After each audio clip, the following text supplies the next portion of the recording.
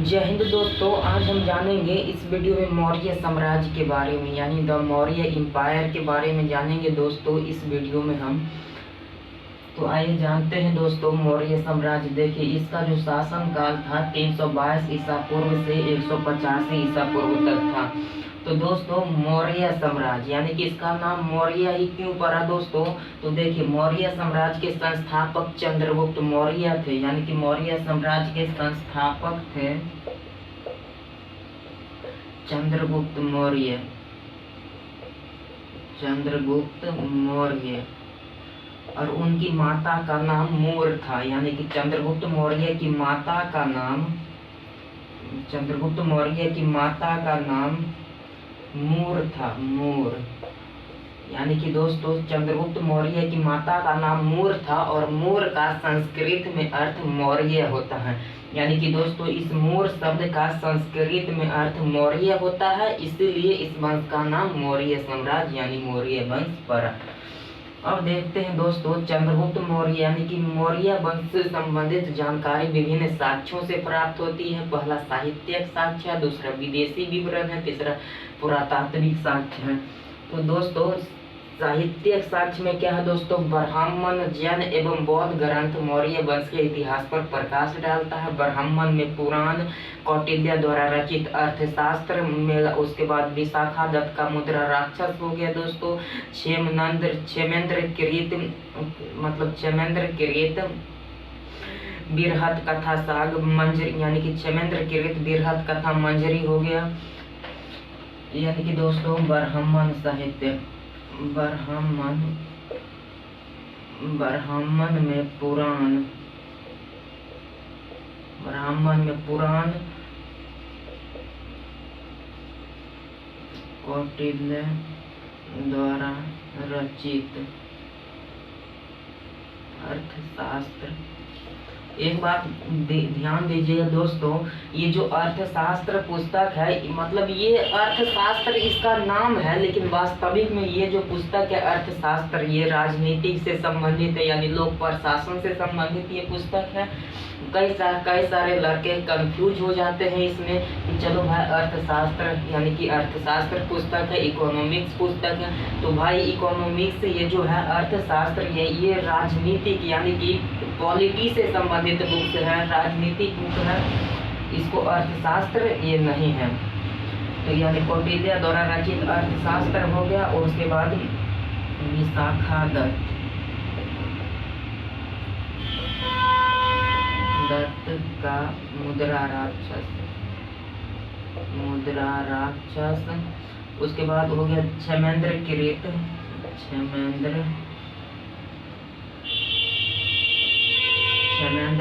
हो गया आपका बिरहत कथा मंजरी। बिरहत कथा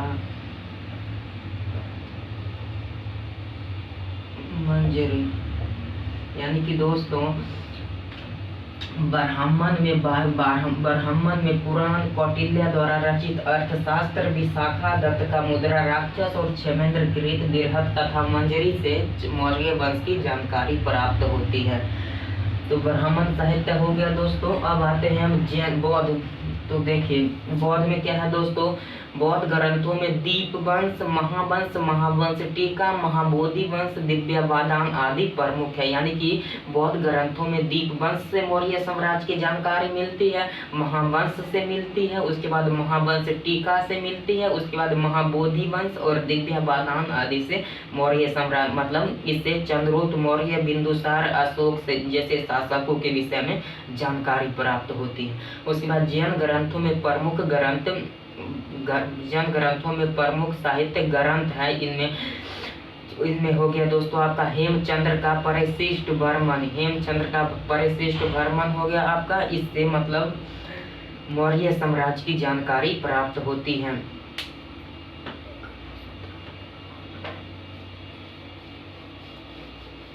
अब आते हैं हम दोस्तों विदेशी विवरण पर। तो दोस्तों साहित्य वाला समझ में जान गए क्या क्या है। साहित्य में क्या था? विदेशी विवरण। साहित्य में क्या था दोस्तों? ब्राह्मण, जैन एवं बौद्ध ग्रंथों से मिलती है मौर्य साम्राज्य की जानकारी। उसके बाद विदेशी में क्या था, इस विदेशी मतलब इसके विषय में कुछ मतलब मौर्य साम्राज्य के विषय में कुछ लेखकों ने लिखे थे उसी के बारे में। जैसे विदेशी विवरण देखिए, पहला हो गया स्ट्रेबो, विदेशी लेखकों में पहला स्ट्रेबो, दूसरा कार्टियस,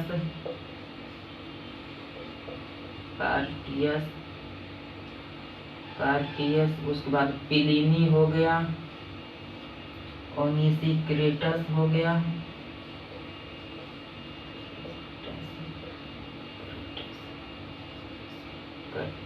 उसके बाद ऑरिस्टोबुलस,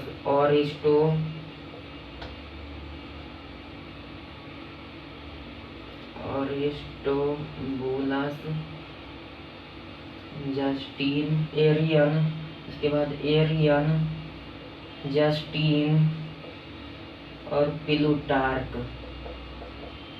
यानी कि दोस्तों विदेशी विवरण में स्ट्रेबो, कार्टियस, पिलिनी और ओनिस्टोक्रटस, उसके बाद ऑरिस्टोबुलस, उसके बाद एरियन, जस्टीन, प्लूटार्क आदि विद्वानों ने मौर्य साम्राज्य के इतिहास के बारे में लिखा। तो विदेशी विवरण में क्या हो गया दोस्तों, स्ट्रेबो, कार्टियस, पिलिनी, ओनिस्टोबुलस और ऑरिस्टोबुलस, उसके बाद ओनिसिक्राटस हो गया, जस्टीन हो गया, प्लूटार्क हो गया, पिलिनी हो गया।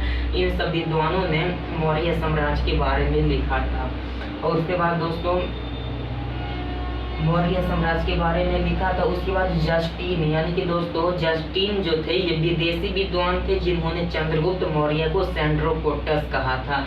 यानी कि जस्टीन चंद्रगुप्त मौर्य को सेंड्रोकोटस कहा था। जस्टीन पे विदेशी विद्वान थे जिन्होंने चंद्रगुप्त मौर्य को सेंड्रोकोटस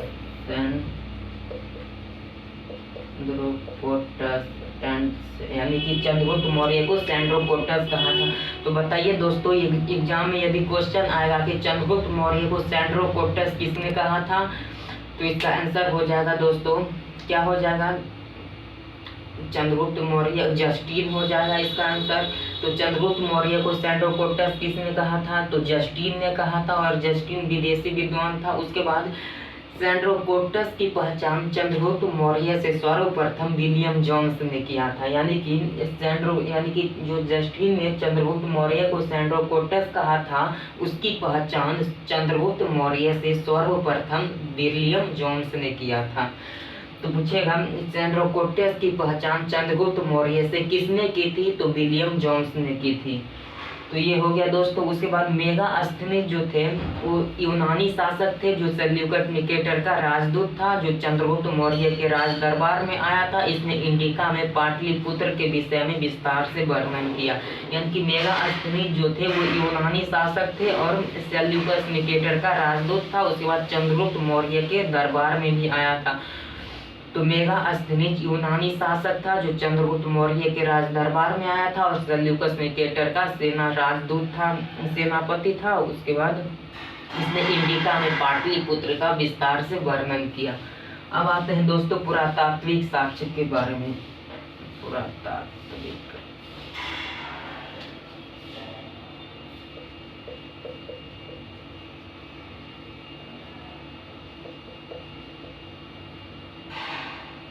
देखिए, इस काल के पुरातात्विक साक्ष्य में अशोक का अभिलेख अत्यधिक महत्वपूर्ण है। इससे अशोक के समस्त शासनकाल की जानकारियां प्राप्त होती है। यानी पुरातात्विक साक्ष्य में अशोक के अभिलेख अत्यधिक महत्वपूर्ण है। इससे अशोक के शासनकाल की समस्त जानकारियां प्राप्त होती है। अशोक के 40 से अधिक अभिलेख भारत, पाकिस्तान और अफगानिस्तान के विभिन्न क्षेत्रों से प्राप्त हुआ है। यानी कि 40 से अधिक अभिलेख अशोक का भारत, पाकिस्तान और अफगानिस्तान के विभिन्न क्षेत्रों से प्राप्त हुआ है। उसके बाद ये हो गया मौर्यकालीन इतिहास की जानकारी। काली पॉलिस वाली मृदभांड, यानी कि मौर्यकालीन इतिहास की जानकारी काली पॉलिस वाले मृदभांड यानी कि काली पॉलिश वाली मृदभांड और चांदी व तांबे के पंचमार्क सिक्के से भी प्राप्त होता है। पंचमार्क जिसको आहत सिक्का कहते हैं। तो पंचमार्क सिक्के चांदी और तांबा के पंचमार्क सिक्के से भी मौर्य साम्राज्य की इतिहास की जानकारी प्राप्त होती है। उसके बाद अशोक के अभिलेखों के अतिरिक्त शक महाक्षत्रप रुद्रदामन का जूनागढ़ अभिलेख यानी कि गिरनार अभिलेख भी चंद्रगुप्त मौर्य की इतिहास की जानकारी प्रदान करती है। तो दोस्तों बताइए कौन सा मतलब महाक्षत्रप रुद्रदामन का कौन सा अभिलेख जूनागढ़ अभिलेख यानी कि जूनागढ़ अभिलेख चंद्रगुप्त मौर्य की इतिहास की जानकारी प्रदान करती है। तो ये हो गया दोस्तों पुरातात्विक साक्ष्य। पुरातात्विक साक्ष्य में अशोक के अभिलेख अत्यधिक महत्वपूर्ण है। इससे अशोक के समस्त शासनकाल की जानकारियां प्राप्त होती है और अशोक के 40 से अधिक अभिलेख भारत, पाकिस्तान और अफगानिस्तान के विभिन्न क्षेत्रों से विभिन्न भागों से प्राप्त होता है। उसके बाद अशोक के अभिलेखों के अतिरिक्त शक महाक्षत्रप रुद्रदामन का जूनागढ़ अभिलेख भी मौर्य साम्राज्य की इतिहास की जानकारी प्रदान करती है। उसके बाद हो गया मौर्यकालीन इतिहास की जानकारी काली पॉलिश वाले मेरुदंड और चांदी व तांबे के पंचमार्क सिक्के से भी प्राप्त होती है। तो ये हो गया दोस्तों ब्राह्मण हो गया, विदेशी हो गया और पुरातात्विक साक्ष्य हम जान लिए हैं। उसके बाद दोस्तों हम आते हैं अब मौर्य साम्राज्य की स्थापना के बारे में। मौर्य साम्राज्य की स्थापना देखिए चौथी शताब्दी ईसा पूर्व में मगध में नंद वंश के शासक घनानंद का शासन था। साक्ष्यों से पता चलता है कि घनानंद एक क्रूर और अत्याचारी शासक था। क्रूर और अत्याचारी का मतलब नहीं देखते, अभी भी बहुत सारे लोग क्रूर होते हैं, क्रूर टाइप के होते हैं, तो वैसा ही घनानंद भी था, एक क्रूर शासक था, क्रूर और अत्याचारी शासक था घनानंद। और मगध पर घनानंद का ही शासन था चौथी शताब्दी ईसा पूर्व में। तो चंद्रगुप्त मौर्य ने अपने राजनीतिक गुरु चाणक्य के साथ मिलकर इस नंद वंशीय शासक घनानंद को पराजित कर मगध में मौर्य वंश की स्थापना की। इसकी राजधानी पाटलिपुत्र थी। अब दोस्तों यहाँ बात आता है कि राजनीतिक गुरु क्यों बोले, तो देखिए कौटिल्य जो थे ये अर्थशास्त्र पुस्तक की रचना किए थे और अर्थशास्त्र पुस्तक क्या राजनीतिक से संबंधित है, इसलिए कौटिल्य या चाणक्य को राजनीतिक गुरु भी कह सकते। तो ये राजनीतिक गुरु के साथ मिलकर इस नंद वंशीय शासक घनानंद को पराजित कर मगध में मौर्य वंश की स्थापना की। और मौर्य साम्राज्य की राजधानी कहाँ थी दोस्तों, तो पाटलिपुत्र थी, राजधानी थी पाटलिपुत्र। पाटलिपुत्र। अब आते हैं दोस्तों देखिए चंद्रगुप्त मौर्य ये तो हम पहले ही बता दिए दोस्तों कि उसकी माता का नाम मौर्य था। तो अब आते हैं दोस्तों देखिए चंद्रगुप्त मौर्य जो थे मतलब मौर्य शासक किस वर्ण के थे, इसको लेकर इतिहासकारों में मतभेद है। यानी कि मौर्य शासक किस वर्ण के थे इसको लेकर इतिहासकारों में मतभेद है। कई मतलब लेकिन जैन एवं बौद्ध ग्रंथों में चंद्रगुप्त मौर्य को मौर्य क्षत्रिय कहा गया है। मौर्य यानी कि जैन एवं बौद्ध ग्रंथों में चंद्रगुप्त मौर्य को मौर्य क्षत्रिय कहा गया है। तो ये हो गया दोस्तों। उसके बाद देखिए चंद्रगुप्त मौर्य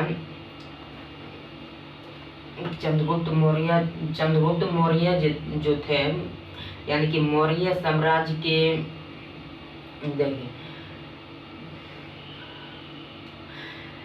यानी चंद्रगुप्त मौर्य का जो साम्राज्य था दोस्तों वो उत्तर पश्चिम में ईरान से लेकर पूर्व में बंगाल तक, और यानी कि चंद्रगुप्त मौर्य का जो साम्राज्य था वो उत्तर पश्चिम में ईरान से लेकर उत्तर पश्चिम में ईरान से लेकर पूर्व में बंगाल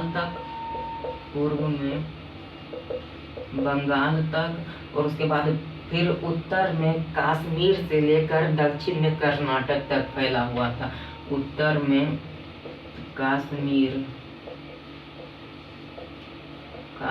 से दक्षिण में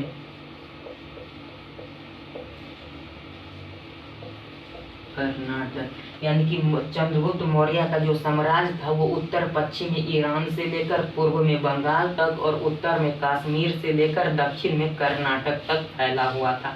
देखिए, चंद्रगुप्त मौर्य ने तत्कालीन शासक तत्कालीन सेल्यूकस निकेटर को पराजित कर दिया था।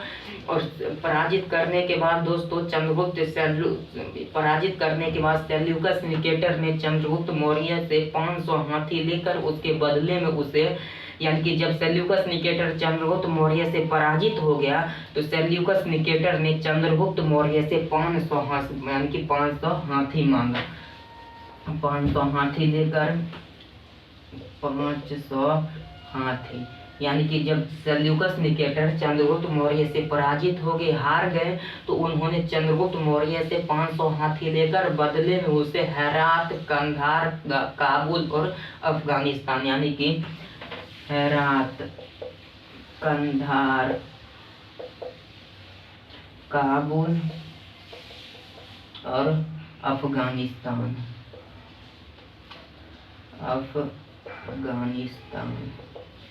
यानी कि हेरात, कंधार, काबुल और अफगानिस्तान के कुछ क्षेत्र उनको दिए। यानी कि सेल्यूकस निकेटर चंद्रगुप्त मौर्य से 500 हाथी लेकर और चंद्रगुप्त मौर्य को उसके बदले में हेरात, कंधार, काबुल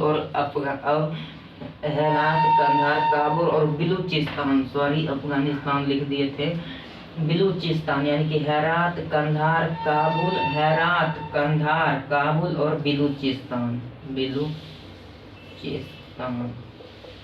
बिलूचिस्तान के क्षेत्र चंद्रगुप्त मौर्य को प्रदान किया था। तो ये हो गया दोस्तों चंद्रगुप्त मौर्य के। अब देखिए दोस्तों, जानते हैं कौटिल्य यानी चाणक्य के बारे में हम जानते हैं। अब चाणक्य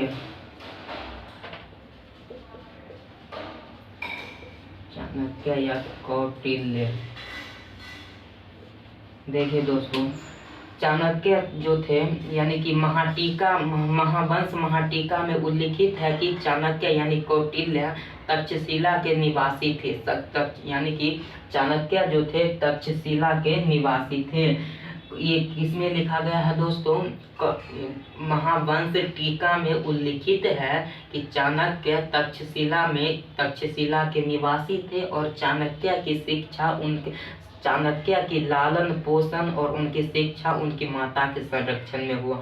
यानी कि चाणक्य की शिक्षा किसके संरक्षण में हुआ? उनकी माता के संरक्षण में चाणक्य की शिक्षा, उनका पालन पोषण और शिक्षा उनकी माता के संरक्षण में हुआ।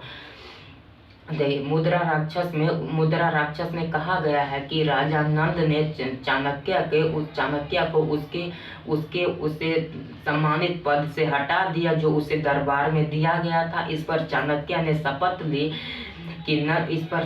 शपथ ली कि वह उसके परिवार और वंश को समूल नष्ट कर नंद से बदल देगा। यानी कि आप ही बताइए दोस्तों, यदि आपको कुछ दिया जाएगा और कोई यदि छीन लेगा, आपसे मांग लेगा, मतलब छीन लेगा, तो आपको गुस्सा आएगा ही आएगा। तो वैसा ही चाणक्य को दरबार में दिया गया था, मतलब पद दिया गया था और उस पद को राजा नंद ने हटा दिया। तो वैसे चाणक्य गुस्सा हो गया और उसने इस पर शपथ ली। यानी कि राजा नंद के परिवार और वंश को समूल नष्ट कर नंद से बदल देगा। तो ये हो गया। तो चलिए दोस्तों, आज हम जान लिए हैं मौर्य साम्राज्य के बारे में। अब अभी पूरा समाप्त नहीं हुआ है मौर्य साम्राज्य, और भी बचा हुआ है दोस्तों। तो जो बचा हुआ है उसको हम कल या तो आज शाम में कोशिश करेंगे। आज शाम में आपको इसका पूरा क्लास दे यानी मौर्य साम्राज्य के बारे में, और कल से फिर अगला चैप्टर यानी कि स्टार्ट करेंगे। तो जय हिंद दोस्तों।